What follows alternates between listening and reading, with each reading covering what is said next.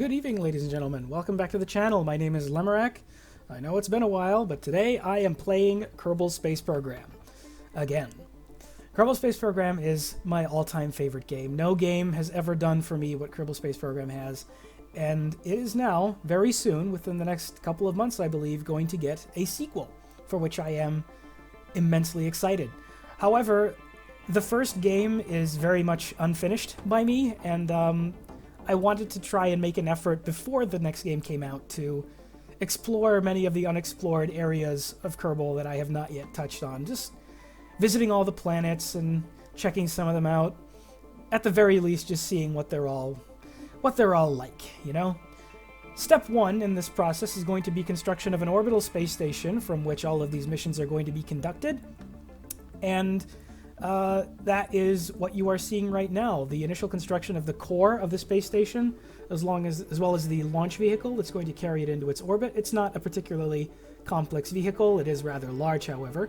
And the interesting thing about this playthrough, if you can call it that, is that I'm going to be using space shuttles to build this particular space station. I really like the space shuttle, but only since recently. I have not been the biggest space shuttle fan. I have very long since considered it to have been taking away time and effort from the exploration of Mars.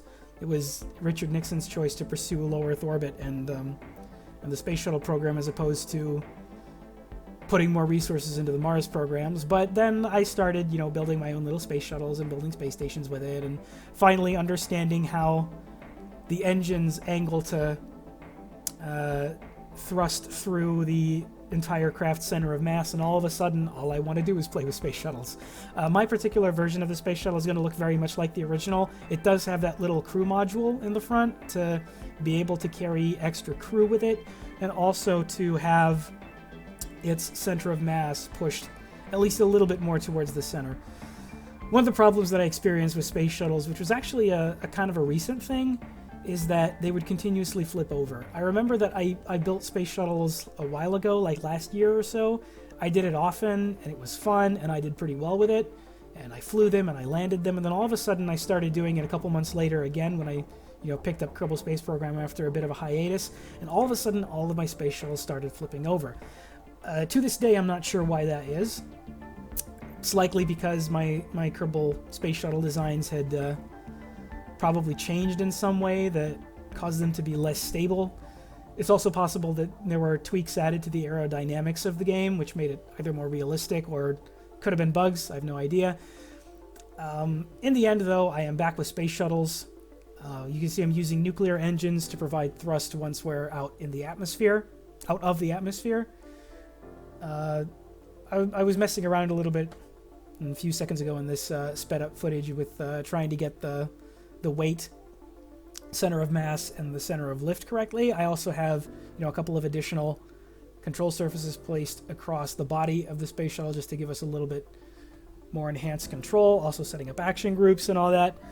I did make a couple of mistakes with the way it was put together, but once we're done with that, we then go over to the vehicle assembly building, where we will then attach the larger fuel tanks with the latest added orange colored fuel tanks, as well as the larger sized solid rocket engines that were finally make it possible for you to make space shuttles without having to resort to bunching a bunch of those smaller SRBs together. So yeah, this is just what I'd like to do with this series is, first of all, get back into making YouTube videos. Every once in a while, I think about remaking Kerbal Space Program videos, or just gaming videos in general, and I always feel, just because I play a lot of video games, every time I play a video game, I feel like I'm wasting time, I'm wasting effort. Not because the games are a waste of time, but because I could be sharing some of this, I could be putting some of this out there. And usually my excuses for not doing it is that I also like to have podcasts and other gameplay videos playing while I play video games, just because I'm one of those friggin' millennials and I have to surround myself with impulses, right? But yeah, I'm finally just saying enough is enough, and I'm going to start recording videos again, and I'm experimenting with different formats. I've been watching a lot of Kerbal Space Program videos from other far better players of the game than myself, from people such as Scott Manley and Matt Lown, of course. Matt Lown's video formats are pretty much what I'm trying to mimic here with my sped up footage of the assembly of the spacecraft itself and then the flights of the spaceships later on. These are going to be much more highly edited videos than the videos I used to put out up to like several years ago now at this point. And I really have backed away from all this, haven't I? So what you're looking at right now is the assembly of the crew wing of the space station. This is going to be attached to the central core once it's out in orbit. And rather than do what I used to do a long time ago and what I believe most other people do, which is to just attach probe cores or command pods and RCS thrusters to the payload, what I'm going to do instead is I'm going to use some of the Kerbal robotics parts, specifically the joint bit. And I'm going to use that to, well, you know what? You'll see. Right now we're going to jump right into the launch of the center core. Kind of, you know, a reminder of how the smaller version of the Saturn, I think it was like the Saturn 5B or whatever, that was really only just like the top 2 stages for an Earth orbit insertion only. This is basically what we do. I have recently started being more aggressive with my gravity turns, turning a little earlier. I've just been experiencing to find out what's the best way. I was always really intimidated by all of that aerodynamic drag and the heat that is generated on the outside to do that previously. Right now I've gone back to it. So yeah, we ditched the center core, we ditched the first stage, and now we're back to ditching the fairing, and we're just going to continue the orbital insertion burn using that skipper engine. Another thing that most other Kerbal Space Program players do, but I have very much ignored for the most part, was something that I started doing now, which is to make sure that we don't leave any debris in space. So this center core has a probe core attached to it with a bunch of extra fuel cans, fuel tanks, you know, so we can deorbit it, and it's also equipped with parachutes to be able to recover it. I did try to perform a soft water landing using only the engine, but, well, I messed up, and I descended too quickly and ended up destroying both the engine and the fuel pad. I think the probe core survived, but in the end I just decided, I reverted to my quick save and just deployed the parachutes because that's what they're there for. There they go. Yep.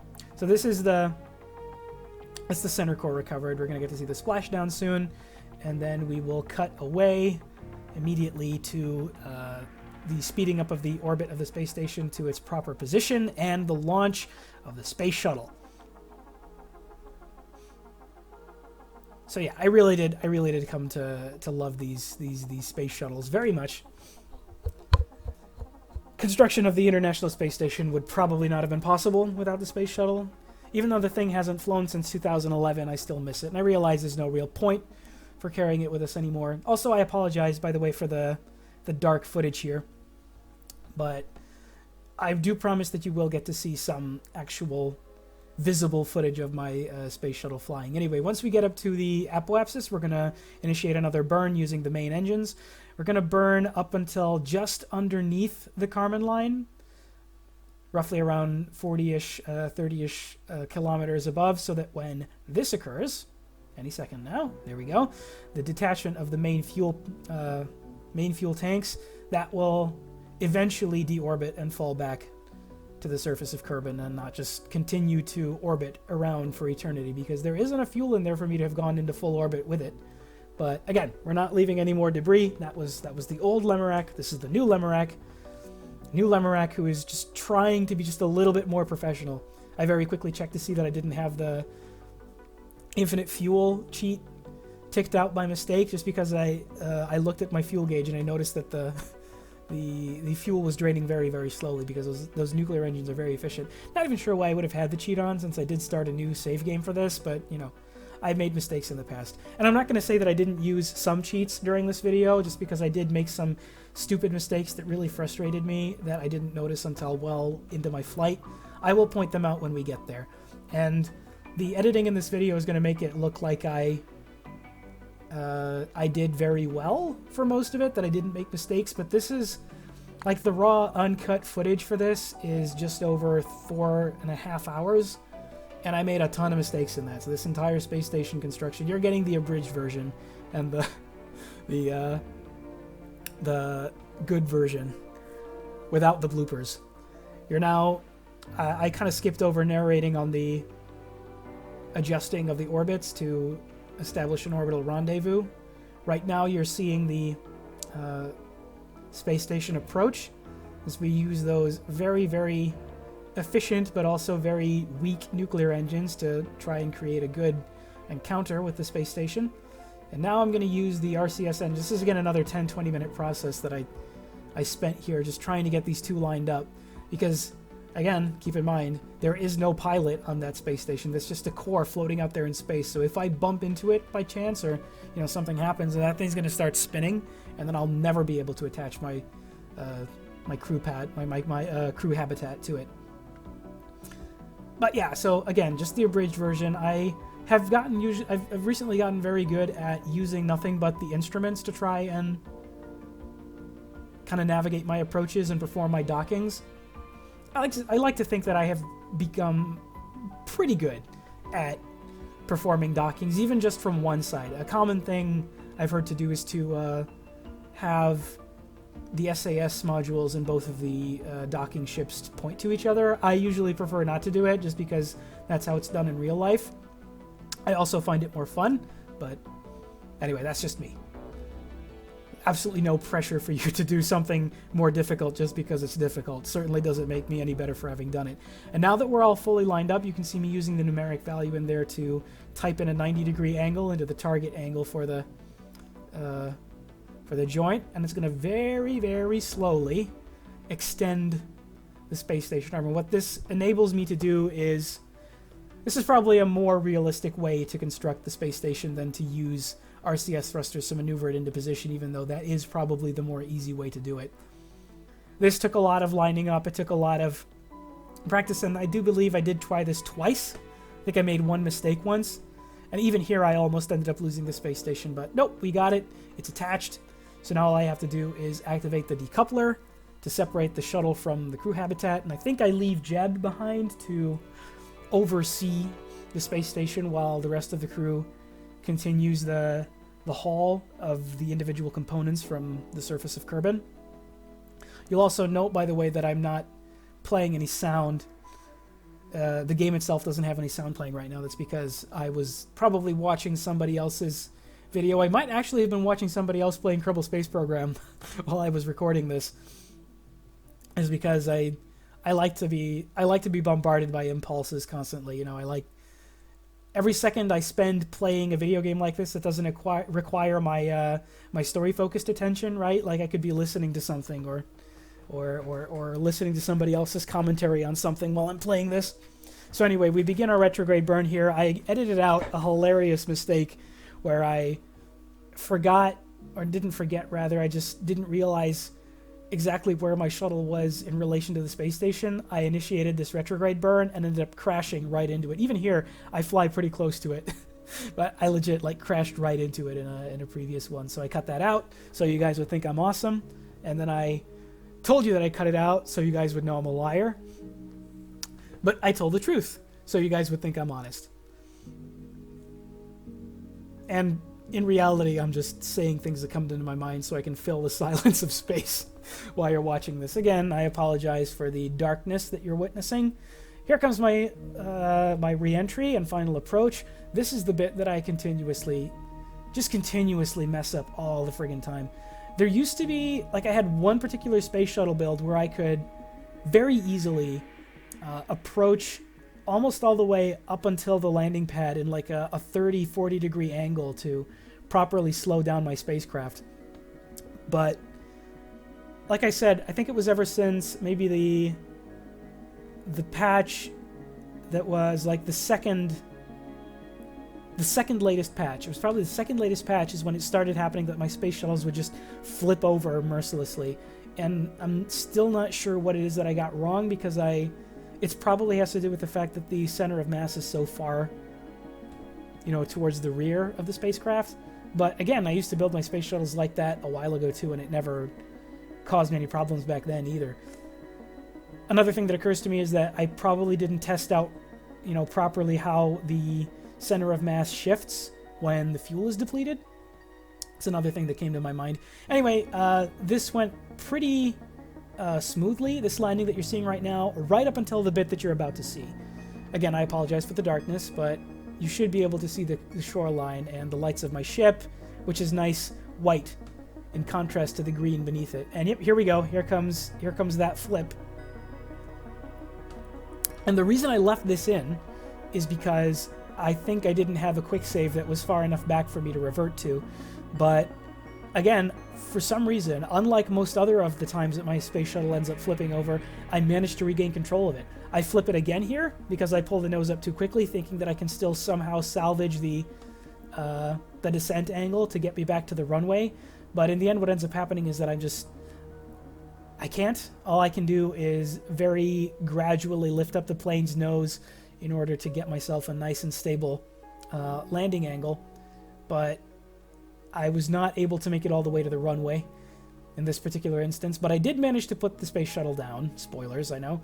But there you get to see it. The only backside to this, of course, is that I do have to try and perform a landing on this rugged, uneven terrain littered with trees and rocks, which are inexplicably not there right now. But yep, here you go. So you get to see a landing. Also, I noticed another couple of mistakes that I made here. For some reason, there are some symmetry bugs that occur with some of the parts that I placed on that engine mount on the rear of the space shuttle.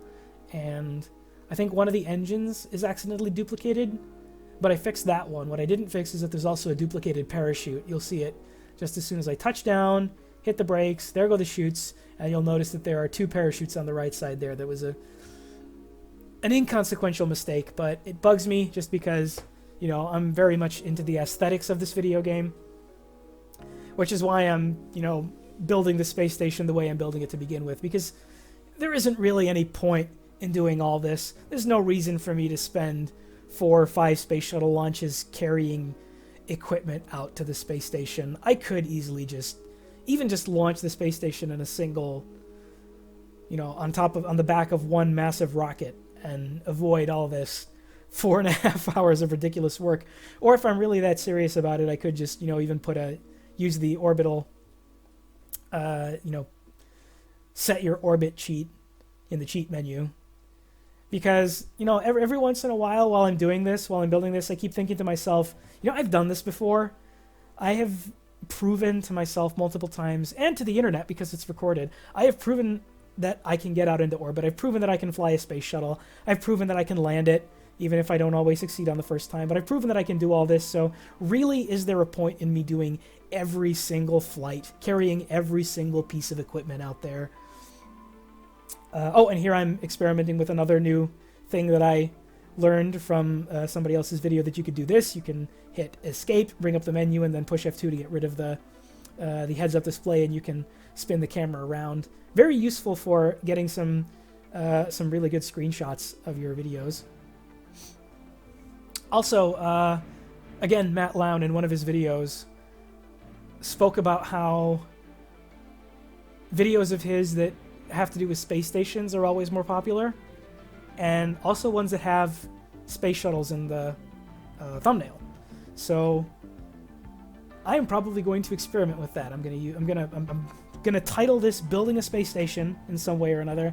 I'm also gonna have a space shuttle as its thumbnail to kind of see if yep, there I go, checking to see that one of the bits of the previous fuel container is still orbiting Kerbin, because I probably didn't leave it at a low enough periapsis, and it's still very, very gradually deorbiting. But it will deorbit eventually, just it'll take a long time.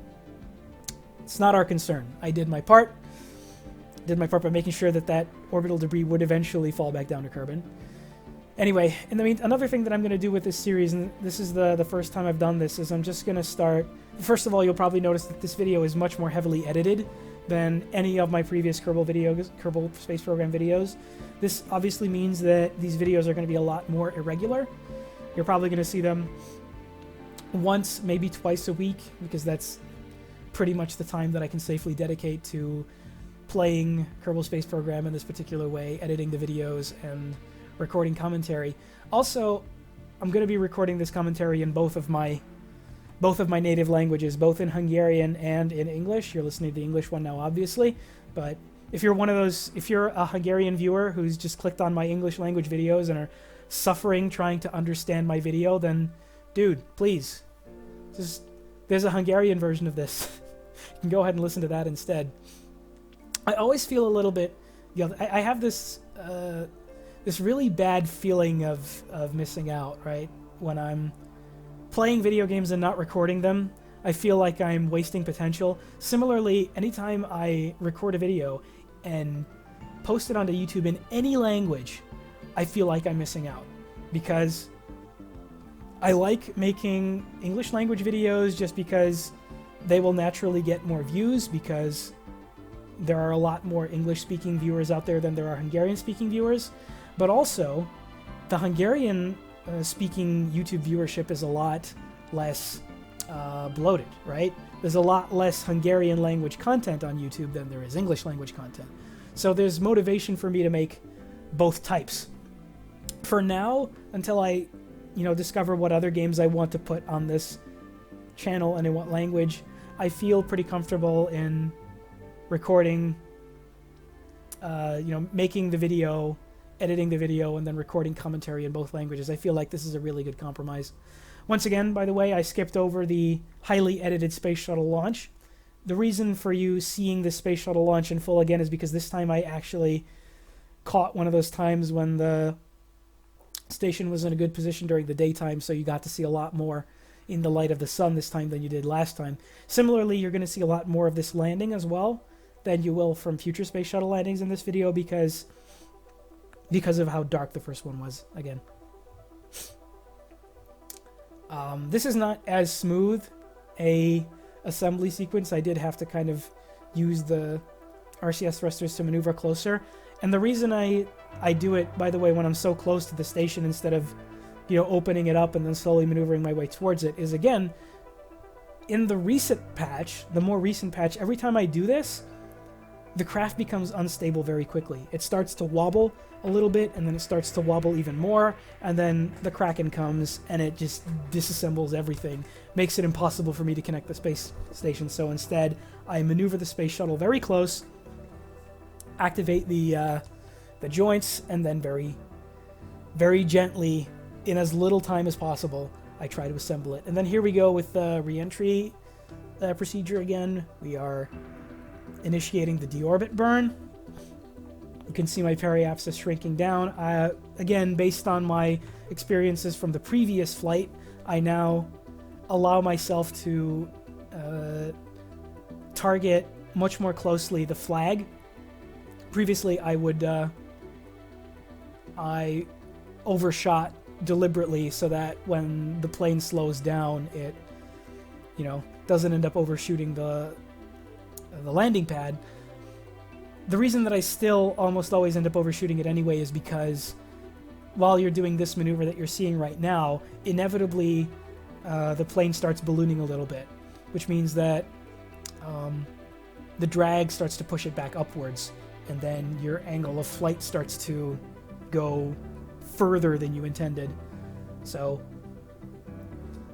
deliberately making my landing approach from a little bit farther away, which means that we're obviously going to be coasting a little bit longer. Also, the plane is exposed to a lot more heat. Here we go, another little attempt for me to try and get a good image of the landing with all of the re-entry plasma on the side. And so here you can see it, the nose tipped up a little bit and it started going back up, and then we cut straight away to the landing approach. I'm trying to think if there was anything particularly interesting about this landing, but I don't think there was. This landing went pretty smoothly, I think. No, wait, I'm completely wrong. This is the landing that I had to restart like 5 or 6 times, but not at this point. At this point, everything went smoothly. It was only back during that re-entry plasma heating that you saw, where, again, I fell into that weird place where the shuttle just kept flipping upside down every now and then. Not a problem now, though. Now the shuttle is cruising still a little bit faster than I would like it to, but again, that's the reason it's got parachutes on the back, is to slow it down better. So this final approach and landing is probably the best of this video, which is another reason that I decided to let it play all the way through. Not just because you can actually see more again in the light of the sun. Also, you get to look at this very well done update to Kerbin's graphics. The recent patches to the game have been increasingly upgrading the looks of various astral bodies. Kerbin was one of the latest ones. Yeah, I got a little scared there, so I pulled the nose up and ended up flying just a little bit too far. But again, thanks to those powerful parachutes that deploy right now, I can afford to fly even like 3/4 of the way past the runway and still be able to stop with no problem. All right, let's jump ahead to the next bit of the space station construction, which is going to be... Oh my goodness, what was it this time? Oh yes, this is going to be me building the communications array. So far we have a science wing with a whole bunch of science parts on it. We've got the crew habitat with room for, hang on, let me count, 4, 8, 16 Kerbals. Plus, obviously, you know, the 2 in the science pod. We got a bunch of other places. A lot of Kerbals can safely stay on that space station. But now I'm going to start building a communications array. And unfortunately, here I had to end up ditching the robotic arm method of space station assembly, and instead I revert back to the old RCS thrusters and control pods. This communications array is it's going to contain a relay antenna. It's going to contain a communications antenna. It's going to try to put them there in as aesthetically pleasing a way as possible. And I also wanted to include a telescope. Initially, I wanted to kind of put it on the sides, but then I decided to put it on the top. Either way, on the tip of this bit, I was going to have a piece that didn't have any additional structural connection points on it, which meant that I couldn't attach another docking port to the other side. And the only other way for me to be able to build this in a way that a robotic hinge could have extended and, stretched out an actual docking port towards the space station to connect it to, I would have had to rebuild the entire thing. I would have had to start by building the module first and then building the shuttle around it, and honestly, I really just couldn't be bothered. So here we go. This is going to be a very highly edited space shuttle launch because you get it at this point. You get a launch, you get a side booster separation, you get a orbital insertion burn and a main fuel tank separation. There they all go. And then completion of the orbit using the orbital engines. And then again, we're going to perform a little bit of an approach. And this time we're going to dock the space station directly to the main docking port using the docking clamps on the nose. And then we're going to put transfer Valentina into the communications array, into the comm center, shall we call it. And then there she goes, using the RCS thrusters to maneuver right up to the docking port where we're going to connect it to. And in retrospect, I think I could have sped this footage up a little bit more than I did, but that's all right. This way you'll get a little bit of a sense of exactly how meticulous all of this work was. Honestly, this was an easier way of constructing the space station than using the robotic hinge. So in my case, using the Kerbal method is definitely a more efficient way of space station construction than what could be considered a more realistic approach. But again, I'm happy with the way this turns out. I am playing sandbox mode, so stuff like money and science isn't really that important of a deal. So there you have it. That's the space station in its almost completed form for this episode.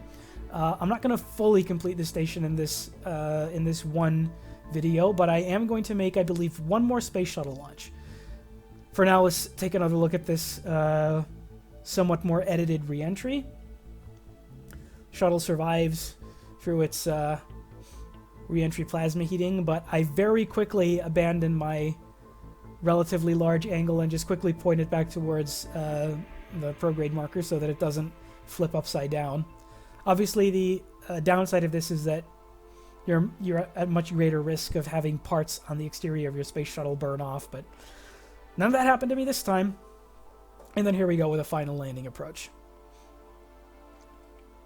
Not much to say about this landing. This is probably the smoothest of all the landings I performed. one that I finished on the first try. No flipping, no missing the runway, none of that crap. Just straightforward. Landing gear deployed. I did have to do a little bit of maneuvering at this point because I did kind of approach the runway at a bit of a wonky angle. But, all's well that ends well. Running out of things to talk about. But I am commentating on this while I'm watching it live, so there we go. And touchdown. Excellent. Third successful landing of a space shuttle. Now we're going to move on to the most frustrating bit of this playthrough. And what I mentioned earlier that I did have to cheat a little bit in order to make up for a dumb mistake that I made, well, I was referring to this. The final section of the space station for this episode is going to be the, let's call it the power wing. This is going to be the bit that stores most of the space station's power, as well as has the arms that have the solar panels on it. That's the word I was thinking of, solar panels. This is going to be the big solar panel bit of the space station. But then as I was building this, I kind of thought to myself, okay, well, I kind of messed up here because originally what I wanted to do was have one of those unfolding sections where I would place the arms themselves on that main thing you're seeing in the center on robotic hinges that will kind of unfold and attach themselves to the side of that probe core, the golden probe core with the Clampetron docking ports. But then I also remembered that I ran out of docking ports to further extend the space station with the other things that I wanted. So I added those onto this module right there. You can see the little four-way intersection there. But that also meant then that I couldn't build those robotic sidearms to this and fit it in the space shuttle at the same time. So I messed around a bit trying to see how else I could fit it in there. And in the end, I just ended up building a whole bunch of sections with additional probe cores and RCS thrusters and monopropellant fuel tanks in order to do a whole bunch of RCS-based maneuvering out in orbit. I eventually replaced those nose cones with small-sized docking ports, just in case I want to further expand the solar panels with yet more solar panels. But the big mistake I make here is that just because I was able to use a set of four of those RCS control banks on the previous module, I thought that I could do the same thing here. But in the end, what ended up happening is that particularly the those two sidearms that contain the solar arrays were completely uncontrollable.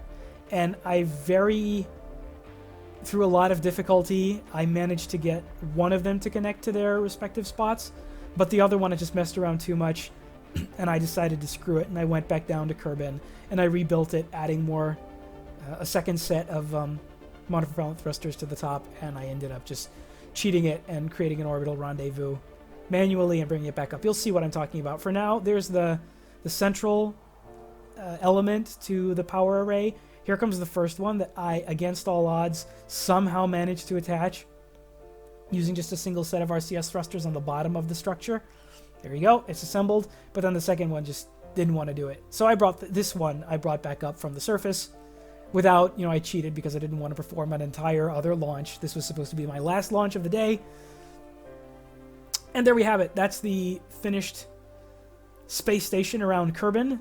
At least finished for this episode. The next thing that's going to occur is, as you get to watch me extend the robotic arms to make sure that the solar panels can get enough sun from behind the shade of the crew modules. The next episode is going to be me preparing the space station to house interplanetary travel. And what that's going to entail is, first of all, I'm going to add some escape pods to the side.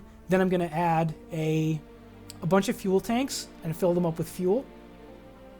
And then I'm going to create a space plane, a single stage to orbit space plane to carry crew from the space station to the surface of the planet in a fully reusable fashion. But for now, this is going to be our space station for the end of this episode, and we're going to see our final landing here. Interesting thing about this landing, interesting in quotation marks is that I didn't mess it up. I managed to do it perfectly the first time, but still ended up reverting it to the final approach because I didn't hit the runway center on. I landed perfectly, you know, all bits of the plane were recovered, but I slid off, kind of rolled off to the right, and ended up running off of the runway. And I looked at the final shot and I said to myself, come on, man, you can do better than that. So here I come with my second attempt, and some final little adjusted maneuvering, pulling up the nose a little bit, and touchdown, and deploy the chutes. Yeah, this is a much better look, right? I mean, it's better to end the video on this note than having it, you know, kind of only one wheel on the tarmac. Yeah, definitely a much better way to finish this video, huh? Unless, of course, I'd like to do it this way. Thank you very much for watching, everybody. Again, I hope to be able to post more videos like these in the coming weeks to eventually explore everything in Kerbin that I have missed previously. Until then, thank you very much for watching. I hope to see you again in future episodes of Kerbal Space Program. So long.